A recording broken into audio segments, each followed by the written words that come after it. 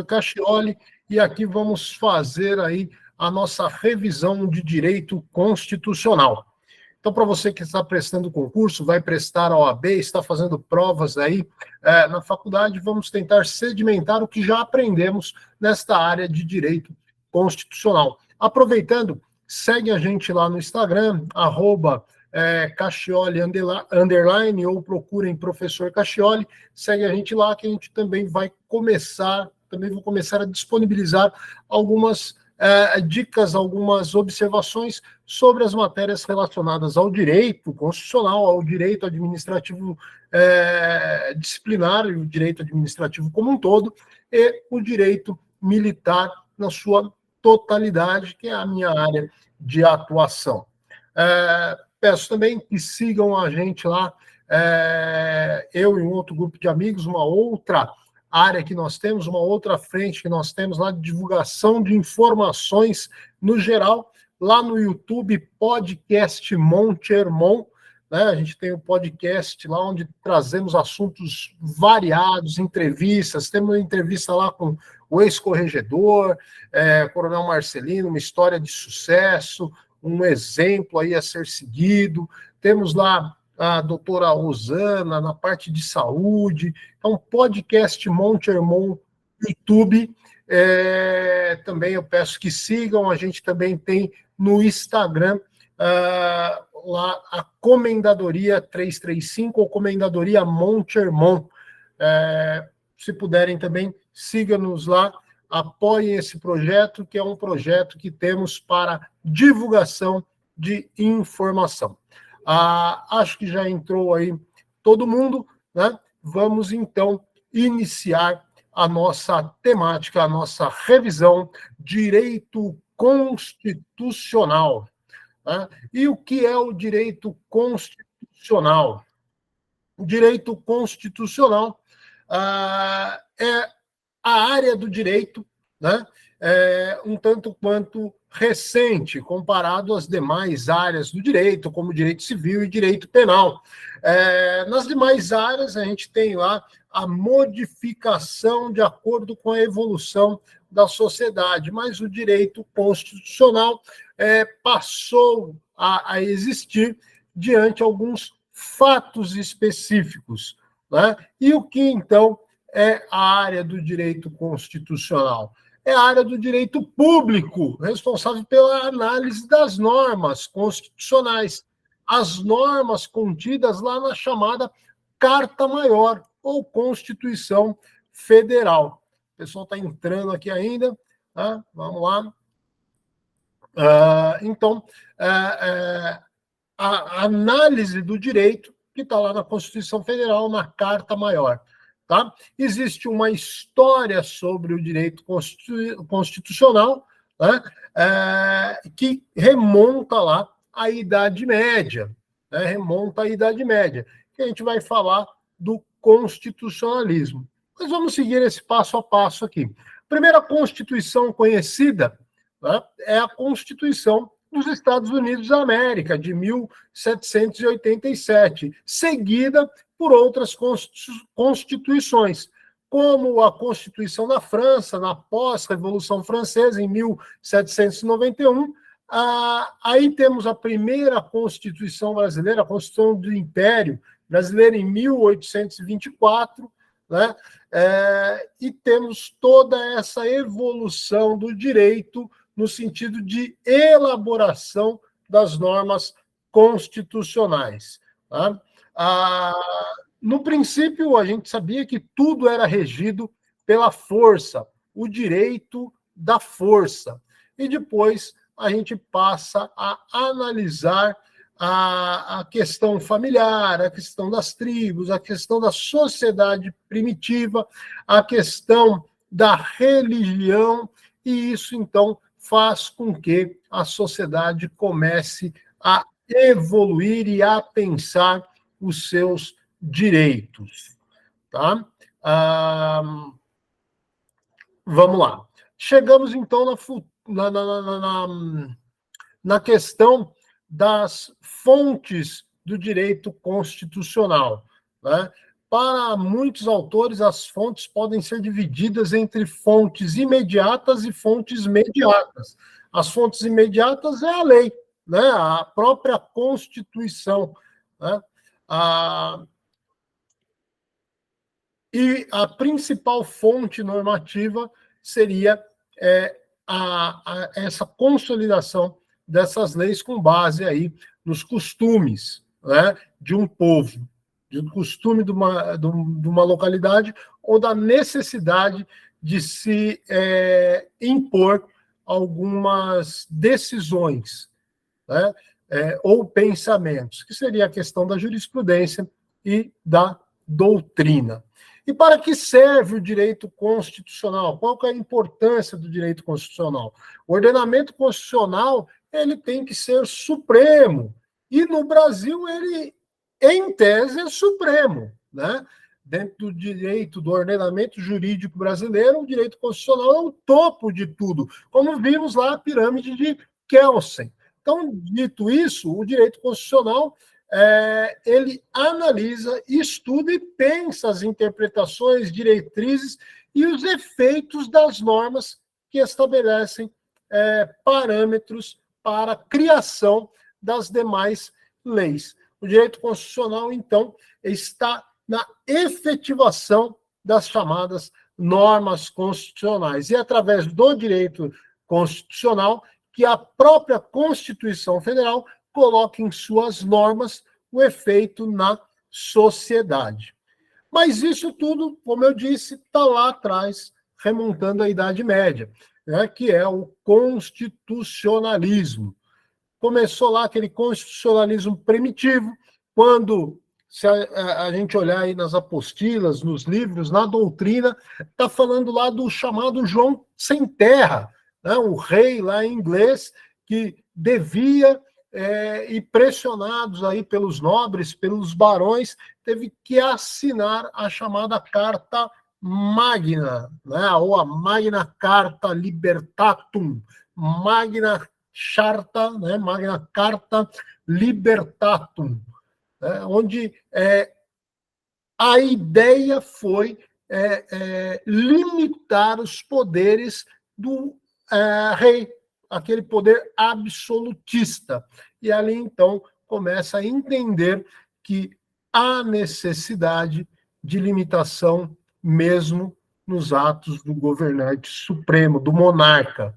Tá? Então, sem isso, sem essa limitação, sem essa pressão, as consequências se mostraram nefastas, né? Ele espoliava aí os seus nobres, os seus barões. A concepção mais comum do direito constitucional é aquela na qual o modelo político se consolida através de decisões onde a atribuição do poder é da maioria dos seus membros.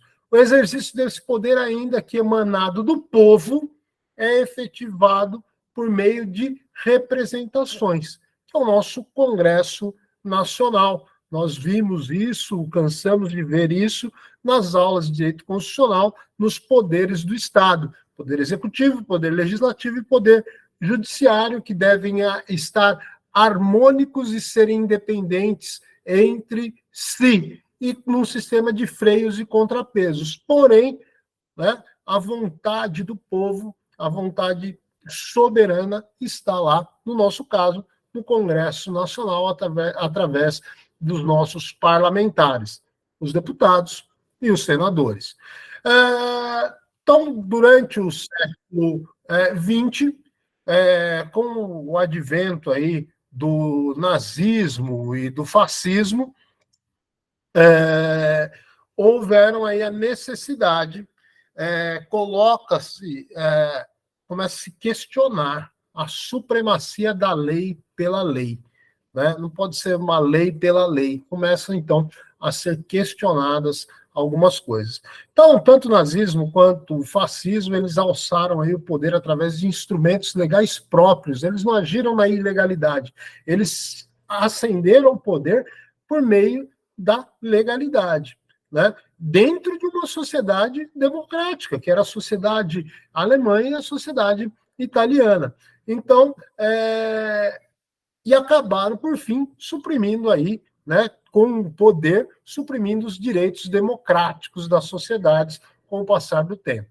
Então, essa realidade deixou aí claro, deixou cristalino proposições de conteúdo positivista, por isso a lei pela lei, a gente deve cumprir só o que está escrito, que é o positivismo. Nós vimos isso nas aulas lá, quando o professor coloca lá a bandeira do Brasil, né, e põe o lema ordem e progresso, aquela máxima positivista, né? Então, quando essa ideia do positivismo ela toma vieses de absolutismo, nós temos problemas de autoritarismo, né? O direito positivado é absoluto, é a lei pela lei, que pode gerar aí um problema de totalitarismo, que foi o que aconteceu com o nazifascismo, né? Então começam a se pensar mais na questão humana, porque mesmo dentro da legalidade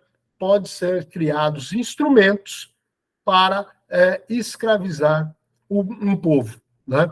Então revela-se necessário encontrar teorias, encontrar ferramentas legais para viabilizar a segurança do chamado bem coletivo e a manutenção da chamada democracia, mesmo diante aí da vontade da maioria. Então, no pós-Segunda Guerra, despontam as chamadas as teorias defensivas das cartas constitucionais, né? E foram, então, intituladas de constitucionalismos, né? Então, constitucionalismo moderno, impactando de forma no direito constitucional, como ele era visto, de só limitar o poder e a lei pela lei, mas vamos pensar agora realmente no coletivo. E mesmo entre essa corrente, houve muitas divergências e se dividiram em duas vertentes. O constitucionalismo garantista, chamado de neoconstitucionalismo, e o constitucionalismo principalista, um progresso das chamadas teorias justnaturalistas. Não vamos entrar nisso, porque isso não cai aí nos concursos, mas o neoconstitucionalismo, sim, né? Tem aí alguns doutrinadores, quem for se aprofundar nos estudos sobre o neoconstitucionalismo, você está prestando aí um concurso, pode ser que caia, então está lá Dworkin, Alex e Ferraioli, então são expoentes aí do neoconstitucionalismo. E nessas teses, então,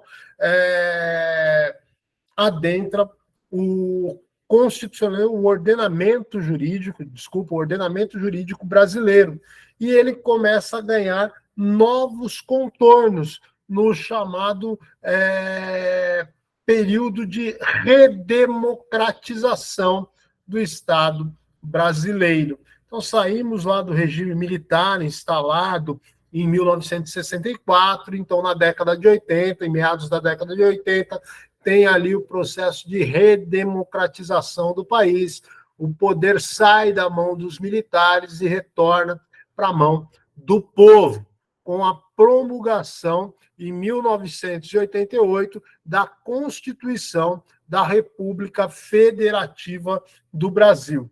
E apesar de aceitar essas teorias, que não são tomadas aí como verdades absolutas, né, tivemos aí a própria concretização do neoconstitucionalismo ou do constitucionalismo brasileiro, né, com a Constituição Cidadã. E começa, então, as teorias aí de interpretação da Constituição. Muitas vezes até indo de encontro, conflitando mesmo, com o que seria o pensamento dos constituintes, do poder constituinte originário, lá em 88, né? e começa a ter aí a questão do principalismo versus o neoconstitucionalismo, o garantismo jurídico, certo? Vimos, então, essa parte do início do constitucionalismo, passando por toda a fase histórica, e chegamos, então, à Constituição de 88. Constituição de 88, ela tem uma forma, assim como todas as constituições escritas, né? É importante que vocês revisem os tipos de Constituição, né? E a gente chega na Constituição de 88. A Constituição de 88, ela tem lá o seu preâmbulo, a sua parte dogmática e os atos das disposições constitucionais transitórias, né? Então, ela é dividida em 3 partes. O preâmbulo da nossa Constituição está lá: nós, representantes do povo brasileiro, reunidos na Assembleia Nacional Constituinte, para instituir o Estado democrático destinado a assegurar o exercício dos direitos sociais e individuais, a liberdade, a segurança, o bem-estar, o desenvolvimento, a igualdade e a justiça como valores supremos de uma sociedade fraterna, pluralista e sem preconceitos, fundada na harmonia social e comprometida na ordem interna e internacional, com solução pacífica das controvérsias, promulgamos, sobre a proteção de Deus, a seguinte Constituição da República Federativa do Brasil. Mas esta frase do preâmbulo, né? Essa frase do preâmbulo sobre a proteção de Deus desagradou algumas pessoas, né? Desagradou algumas pessoas. E esse desagrado a algumas pessoas fez com que o STF julgasse aí uma ação de inconstitucionalidade, ação direta de inconstitucionalidade do preâmbulo da Constituição. Então, ele dá um norte do que se idealiza para a Constituição, porém, ele não tem uma função dogmática, ele não é algo impositivo, né?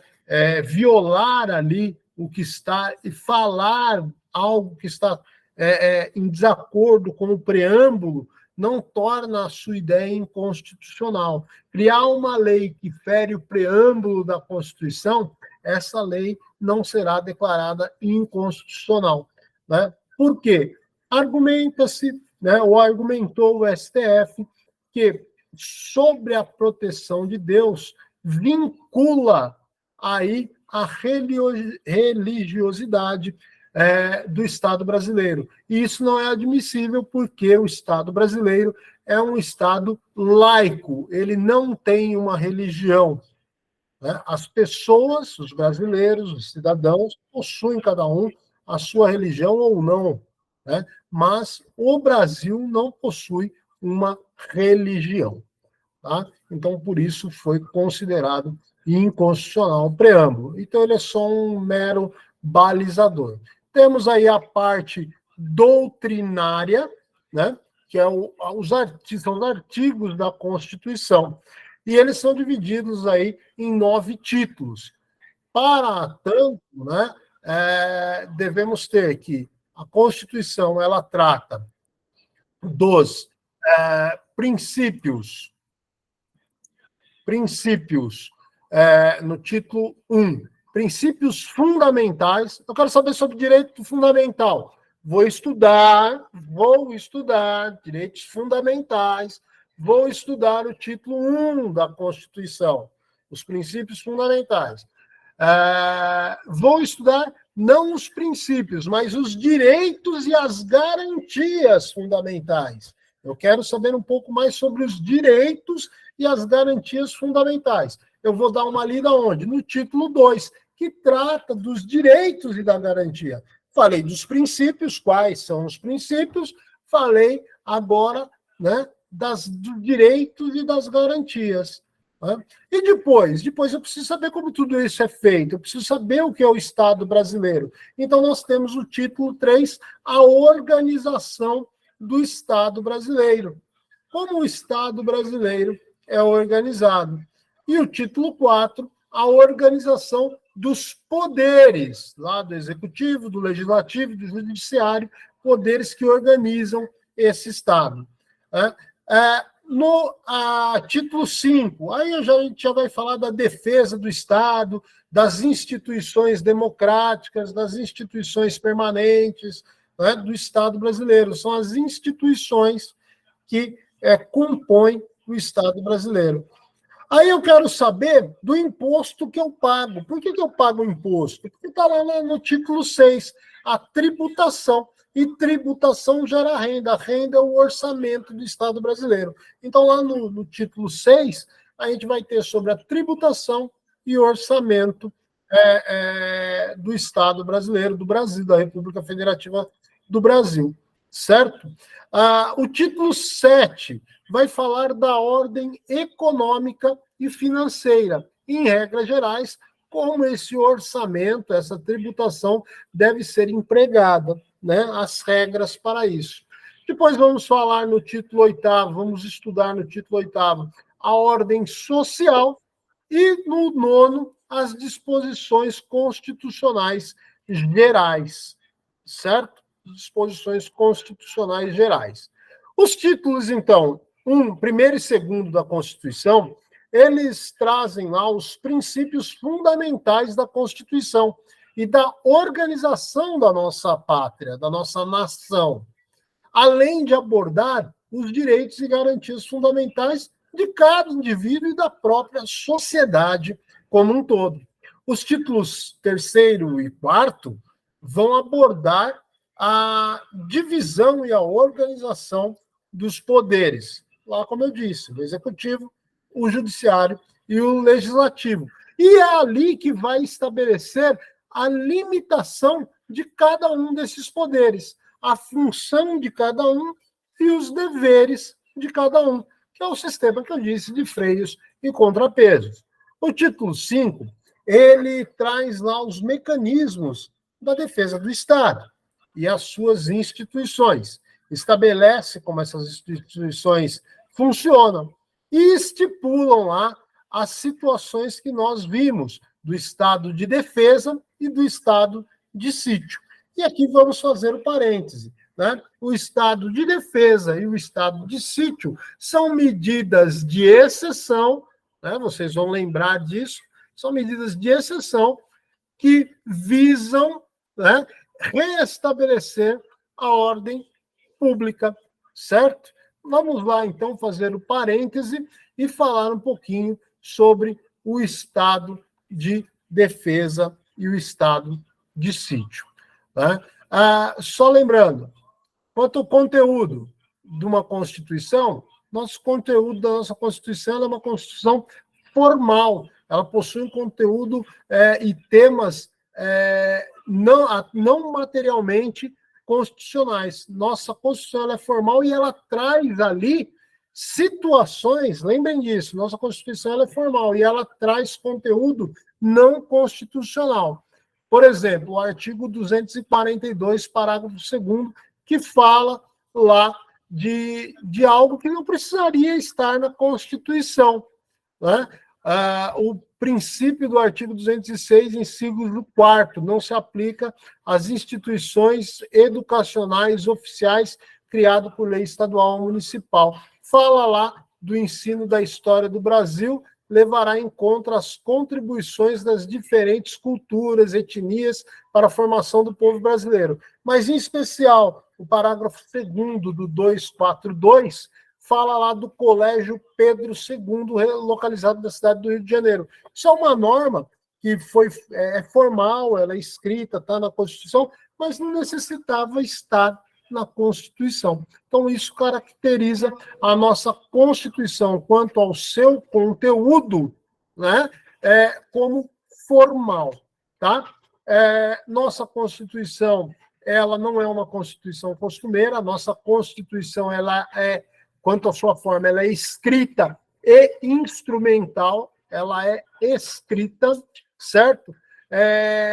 Quanto ao modo de elaboração, ela é fruto de um trabalho legislativo específico. Nossa Constituição, portanto, ela é dogmática, certo? E quanto à origem, né, ela foi elaborada por legítimos representantes do povo, né? E eles foram organizados numa Assembleia Nacional Constituinte. Então, nossa Constituição, ela, quanto à sua origem, ela é promulgada, democrática ou também chamada popular. Então, a nossa Constituição ela é promulgada, ela é democrática, né? Então, ela tem lá a sua estrutura: preâmbulo, parte permanente, que é a parte dogmática, né? E a ADCT, Ato das Disposições Constitucionais Transitórias, né, que assegura a transição da Constituição de 69, do antigo regime, para o regime estabelecido em 88, certo? O preâmbulo ele não tem aí um valor jurídico normativo, graças à ação das, Declaração de Inconstitucionalidade 2076, né, do STF, que fala que violar o preâmbulo não é violar a Constituição. Mas, quanto à estrutura, então, ela tem o preâmbulo, a parte permanente e a ADCT. Quanto ao conteúdo, ela é formal. Quanto à forma, ela é escrita ou instrumental. Quanto ao modo de elaboração, ela é fruto aí de um trabalho legislativo, né, dogmas, ideias, então ela é dogmática. Quanto à sua origem, ela é promulgada ou democrática, certo? E quanto à extensão, né, a Constituição ela é analítica, é aquela que extrapola a abordagem de princípios básicos, detalhando outros assuntos. A nossa Constituição é analítica. E quanto à rigidez, a nossa Constituição ela é rígida. Ela exige para se alterar um procedimento muito complexo. Votação nas duas casas, em 2 turnos, com lá um quórum mínimo lá, majoritário de seus membros, né? Então, quanto à rigidez, ela é rígida. Existe aí a doutrina mais moderna, mas não é a corrente majoritária, que fala que nossa Constituição é semiflexível. Existe isso? Existe. Porém, né, para a doutrina majoritária, a nossa Constituição é rígida. E quanto à ontologia, né, que é a realidade da nossa sociedade, são nominativas. Né? O texto constitucional não consegue efetivar os anseios da sociedade, mas ele projeta o ideal de sociedade. Então, ela é normativa, certo? Os objetos aí, os elementos da Constituição, né? Então, José Afonso da Silva ele traz lá os elementos orgânicos que regulam a estrutura do Estado e do poder, que a gente acabou de ver aqui, eu falei da divisão lá dos títulos, tal. Os elementos limitativos, que referem aos direitos fundamentais, limitando aí o poder estatal. Os elementos socioideológicos, né? Existe uma ideologia estatal? Existe. Né?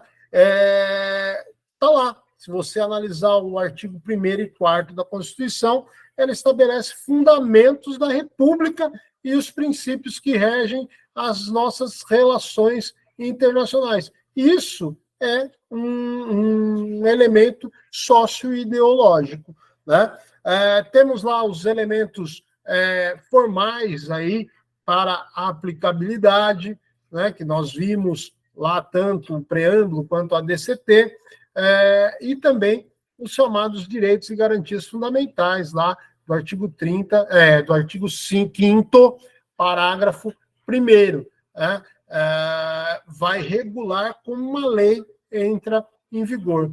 Temos os elementos de estabilização constitucional, que vai ter como objetivo solucionar os conflitos e garantir a solução desses conflitos institucionais entre os poderes. É o que eu falei, dos freios e contrapesos para que os poderes da República, o Executivo, o Legislativo e o Judiciário, convivam aí em igualdade e em harmonia, né? Sem um interferir no outro. Tá? Mas a gente ia falar aí, eu fiz o parênteses para a gente falar da questão do estado de sítio e estado de defesa. Então, vamos falar para a gente voltar lá para nosso tema, continuar sobre a Constituição. Estado de sítio, deixa eu ver aqui. Direitos sociais, direitos de trabalho.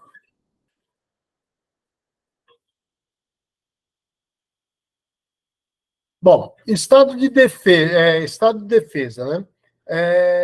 O governo, né, diante de uma situação de catástrofe, de calamidade, para restabelecer aí a ordem pública, ele pode, então, decretar o estado de defesa. Numa situação um pouco mais crítica, né, uma situação já num pré-guerra, poderá, então, ser decretado o chamado estado de sítio, certo? Então, temos lá o estado de sítio e o estado de defesa, tá? E tem uma limitação para isso? Tem, né? Por exemplo, durante a intervenção federal, durante o estado de sítio ou durante o estado de defesa, intervenção federal, estado de sítio, estado de defesa, certo? Por exemplo, não pode ser feita uma emenda constitucional. Enquanto qualquer um desses estados de exceção estiverem aí em vigor, não pode ter uma emenda constitucional, certo? Então, esse é um limitador, tá? Vamos lá. O estado de sítio é decretado pelo presidente da República diante aí grave ameaça da ordem institucional, da soberania, né? Alguns direitos são suspensos, a gente viu isso aí, está cansado de ver.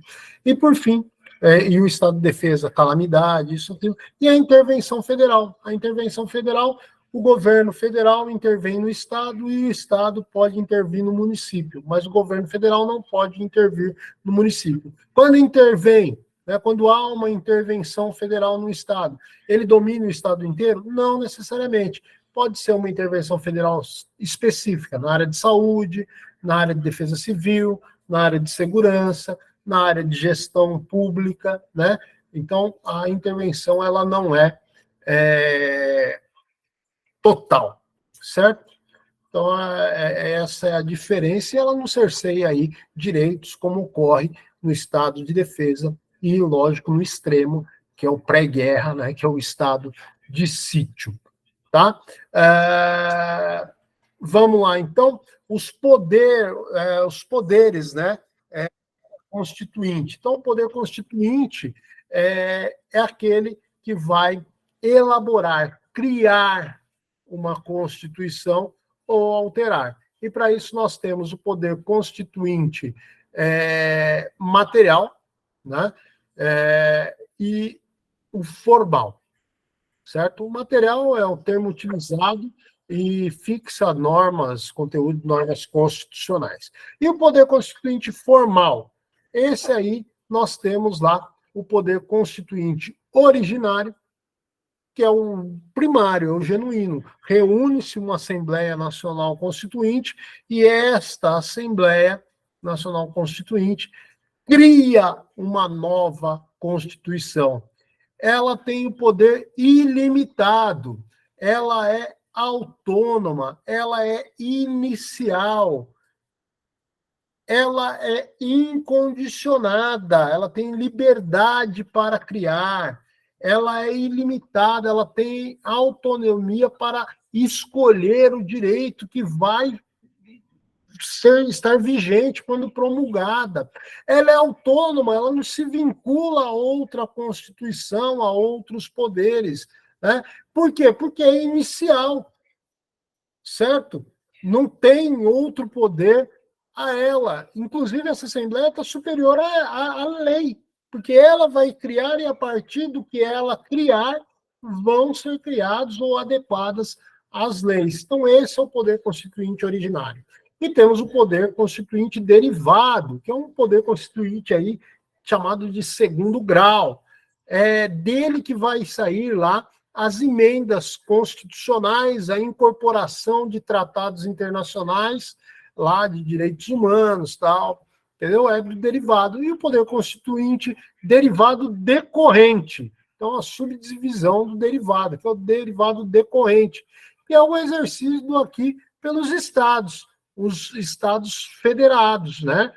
São Paulo, Minas, Rio Grande do Norte, Rio Grande do Sul, Mato Grosso do Sul, Minas, Paraíba, Alagoas. Então, esses estados, cada um tem sua Constituição e eles, então, eles decorrem esse poder para criar ou alterar as constituições estaduais, tá?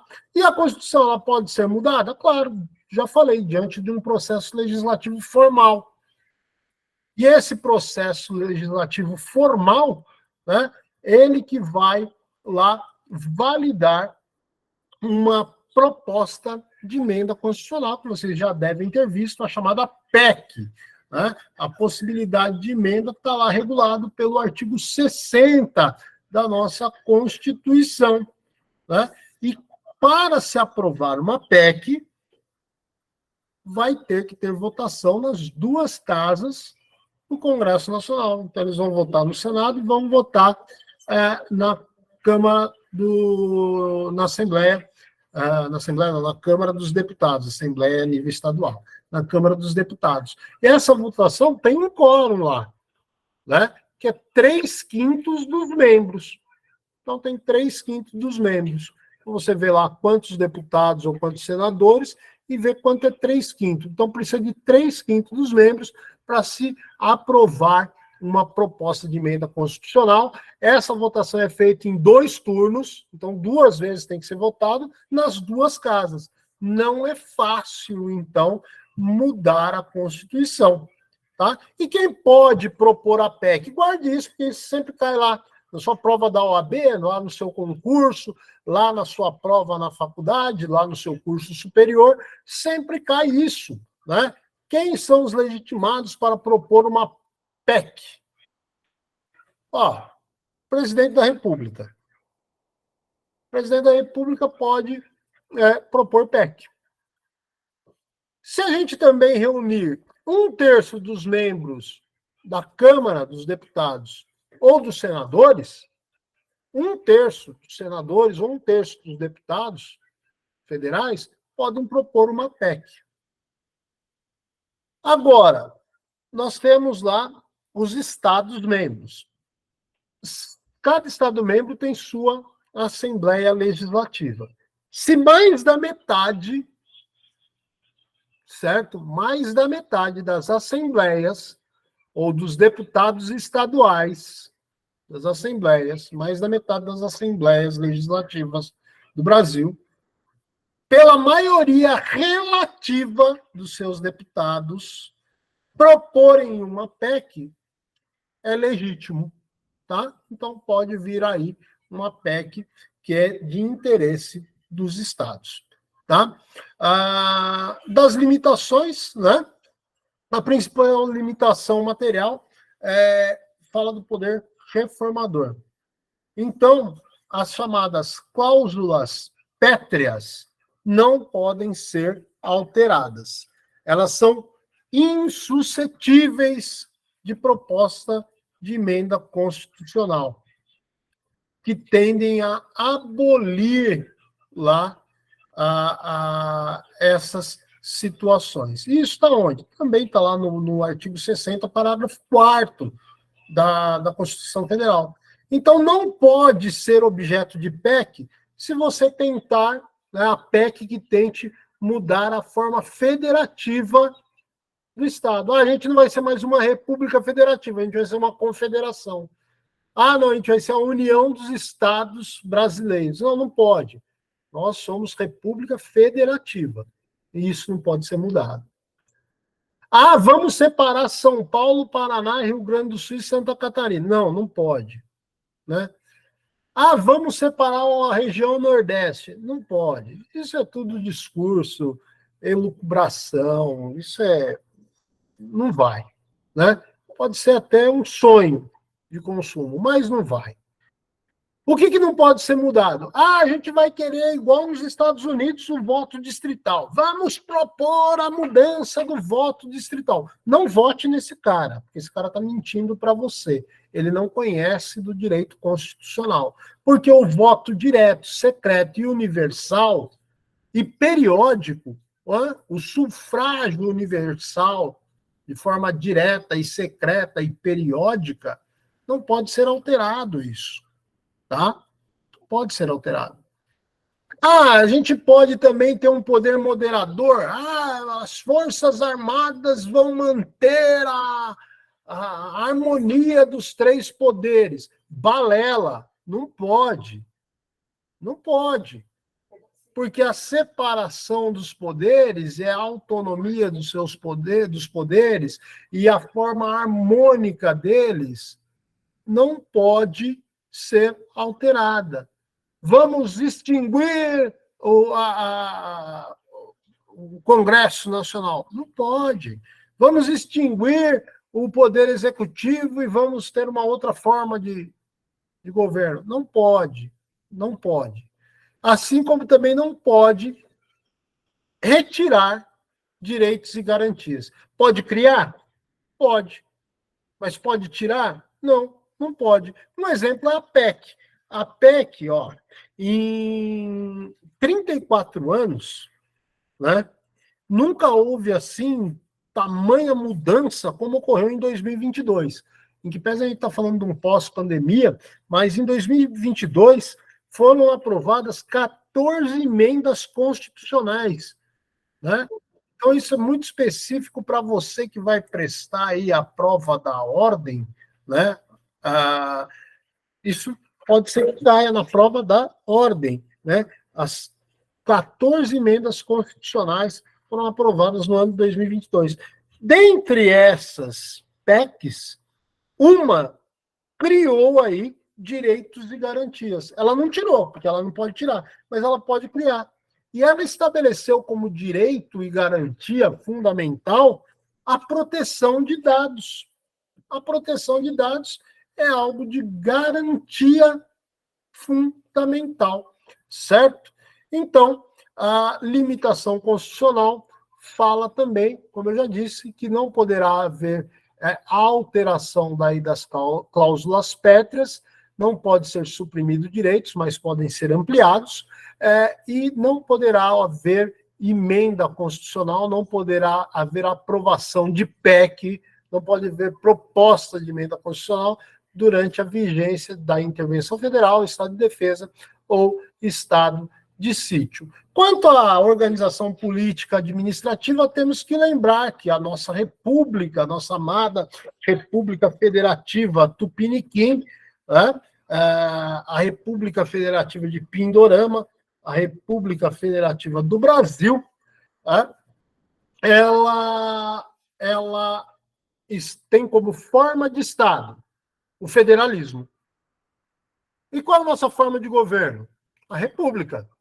Qual é o nosso sistema de governo? O presidencialismo.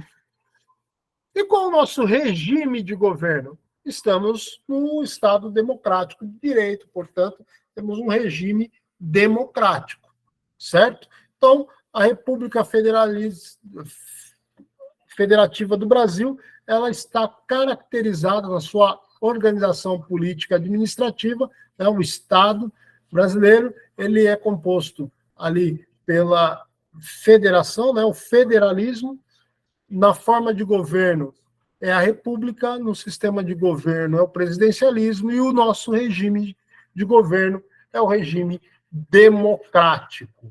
Tá? Então, a denominação aí República Federativa do Brasil, ela já traz um resumo do que nós somos, uma república federativa, certo?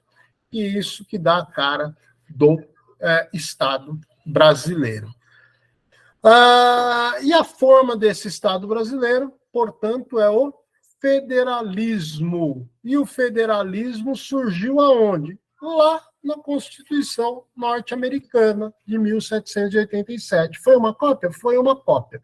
Então, o federalismo, como uma forma de Estado, denomina federação ou Estado federal. E a união da coletividade pública. E essa coletividade pública, os Estados membros, gozam da chamada autonomia político-constitucional ou autonomia federativa. Tá certo? E quais são as capacidades desses entes federados, dos Estados? Bom, cada Estado ele tem autonomia, então ele pode se auto-organizar. Ele elabora suas constituições, suas leis orgânicas, né? No caso dos municípios, as leis orgânicas. Ele tem um autogoverno, ele tem a eleição dos seus representantes. Nós temos a eleição para governador, para deputado, para prefeito, para vereador, certo? A autolegislação cria leis estaduais, as leis municipais, as leis distritais. Por isso que nós temos a Câmara Distrital, a Câmara dos Vereadores, a Assembleia Legislativa, certo? Aqui no nosso caso, em São Paulo, é a Assembleia, o Palácio 9 de Julho, ali no Ibirapuera. Né? O Executivo é o Palácio do Governo, lá no Morumbi. A Câmara Municipal, aqui no centro de São Paulo, Viaduto Maria Paula, ali perto da Rua Jaceguaia, região bem central de São Paulo. A Prefeitura, lá no Vale do Anhangabaú, no Viaduto do Chá, que é a sede do Executivo Municipal.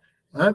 A autoadministração. Se ele pode se organizar, ele se governa, e se ele faz a própria legislação, ele então vai se administrar. Ele organiza os poderes legislativo, executivo e, no caso dos estados, né, o judiciário. Porque município não tem juiz municipal no Brasil, certo? Então, poder executivo só até nível, poder judiciário só até nível estadual, tá? Então, a separação de 3 poderes até nível estadual, tá? Os direitos fundamentais, né, se dividem lá a vida, a liberdade, igualdade, segurança, educação, saúde, moradia, trabalho, lazer, assistência aos desamparados, ao transporte e ao voto. E outros tantos. E esses direitos são destinados a todos os brasileiros ou estrangeiros aí, residentes no país. Certo? O que temos que lembrar também é que o Supremo Tribunal Federal, lá fazendo a sua função de interpretar a Constituição, né, eu lembro que quando eu comecei a faculdade de Direito, o Supremo Tribunal Federal ele não interpretava, ele guardava a Constituição. Ele era o guardião, não o intérprete. Mas tudo evolui, né? É o neoconstitucionalismo vigente. Né? Então, interpretando, sustenta a posição de que os direitos fundamentais eles alcançam, inclusive, os estrangeiros não residentes no território brasileiro. Né? Passou por aqui, ele tem direito. Né? Direito à vida, bem mais, né, historicamente, é o bem mais valioso, né? Mas vamos ver, né? Será que realmente ele é absoluto? Não, nenhum direito é absoluto. Um exemplo é isso aí. Né? O artigo 5º que diz que todos nós somos iguais perante a lei, sem distinção de qualquer natureza. E é garantido a nós, brasileiros ou estrangeiros, né, a inviolabilidade do direito à vida, da liberdade, da igualdade, a segurança e a propriedade. Porém, lá no inciso 47, fala que não haverá pena de morte, de caráter perpétuo, de trabalho forçado, de banimento cruel. Ou seja, castigo cruel, pena cruel, nunca vamos ter no Brasil. Nunca vamos ter pena de banimento no cidadão brasileiro.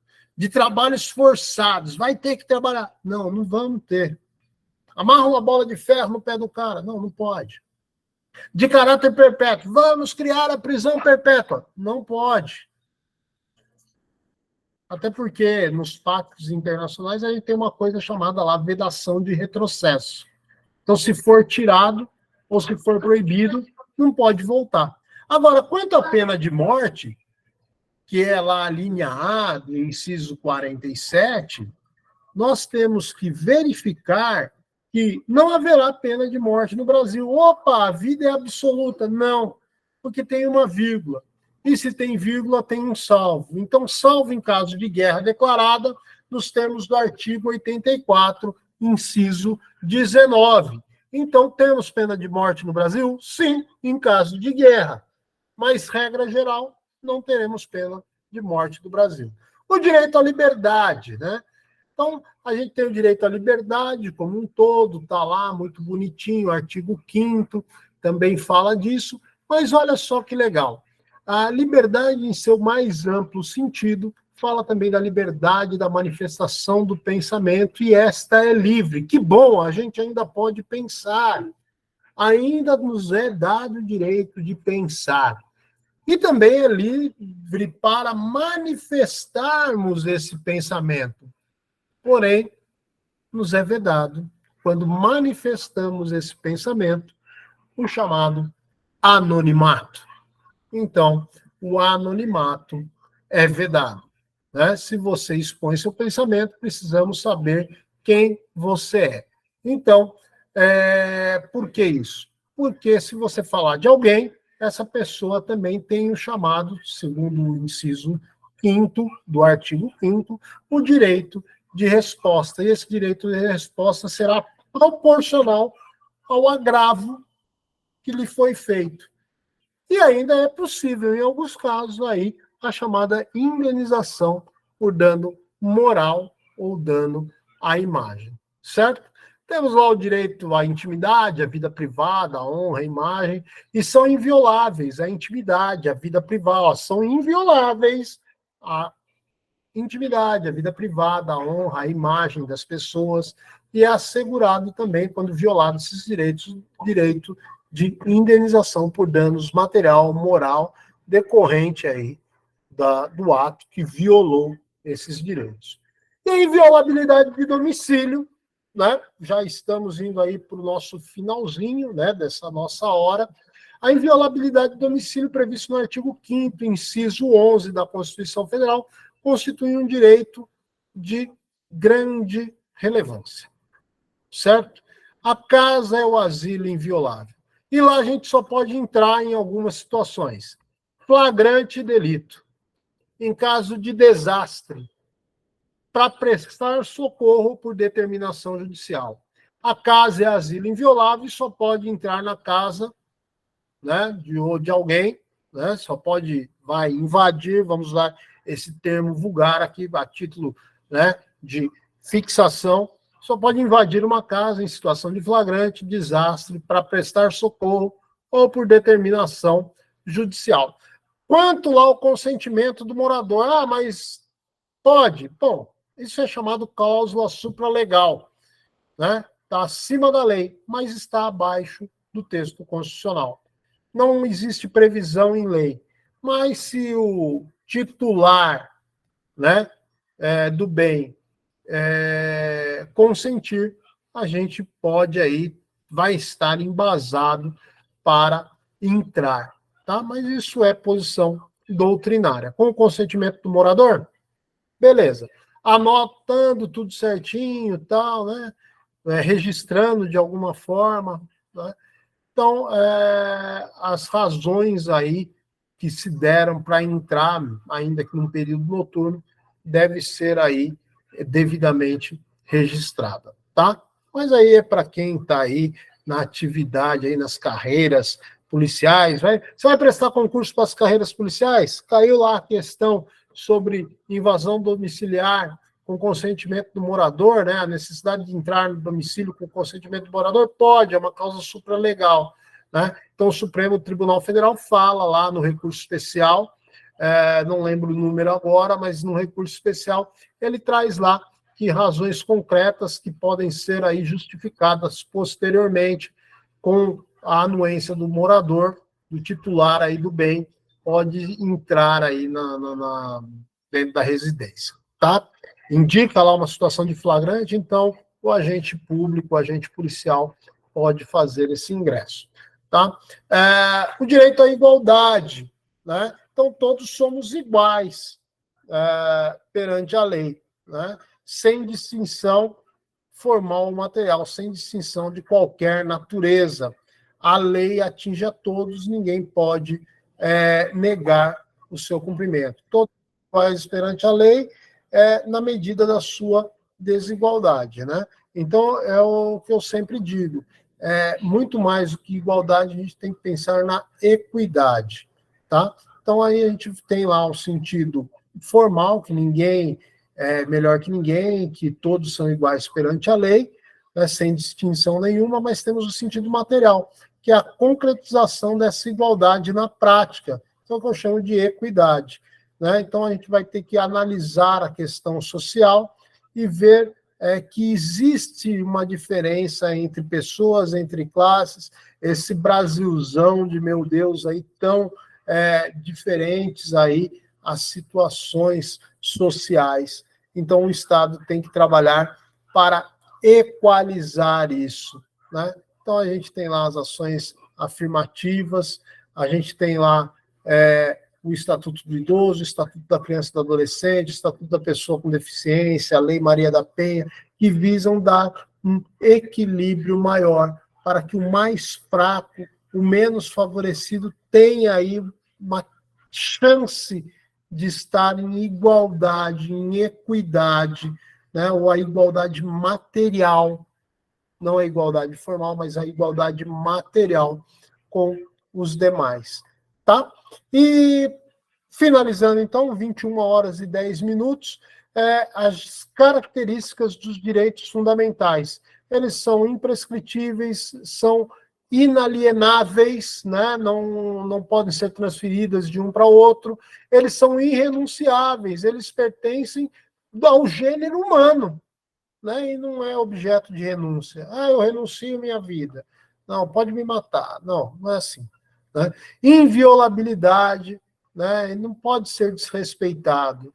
Ele é universal, ele é para todos, independente da nacionalidade, né? É o posicionamento lá que a gente falou do STF, que mesmo o estrangeiro em situação transitória, ele tem esses direitos. A efetividade, né? Eles são efetivos. Não adianta limitar o Estado e não garantir esses direitos, né? Então, eles são efetivados pelo poder público. Complementariedade, né? Um direito complementa o outro, ele não anula o outro, eles sempre estão em conjunto, né? Então, as características: imprescritibilidade, inalienabilidade, renunciabilidade, inviolabilidade, universalidade, efetividade, complementariedade, certo? No nosso próximo encontro, pessoal, vamos falar sobre remédios constitucionais e outros tantos pontos aí do direito constitucional. Foi um prazer ter aqui cada um de vocês nessa noite aí de terça-feira. Espero ter ajudado a vocês fixarem aí essa matéria do direito constitucional e assim terem sucesso aí nos seus objetivos, né? O que mais pode ser abordado aí em provas, né? Se você está em prova de concurso, né, cai aí a questão dos remédios constitucionais, essa questão que a gente acabou, aí final, que eu acabei de abordar, as características dos direitos, os direitos sociais. Mas isso é muito relativo, né? Porque a gente nunca sabe o que uma banca examinadora vai pedir. O direito constitucional é amplo, né? E as perguntas são as mais variadas possíveis, né? Não se pode falar, porque quem fala o que vai cair está mentindo, porque ninguém sabe o que cai num concurso. Só a banca examinadora que sabe. O que nós precisamos é fixar a matéria. E nosso objetivo aqui é fixarmos a matéria. Tá bom, pessoal? Nosso material aqui, então, está gravado, vai ficar gravado. Quem precisar do material, colega que precisar do material, tem um contato, chama lá no Instagram, no privativo lá do Instagram, ou quem tiver meu contato, manda aí no grupo e tal, a gente tenta disponibilizar, tá? Só não vou disponibilizar agora porque o processo aqui demora, né? É natural, a própria plataforma demora aí cerca de 1h30, 2 horas para eles jogarem, darem por completo o vídeo aí, salvo para poder disponibilizar, tá bom?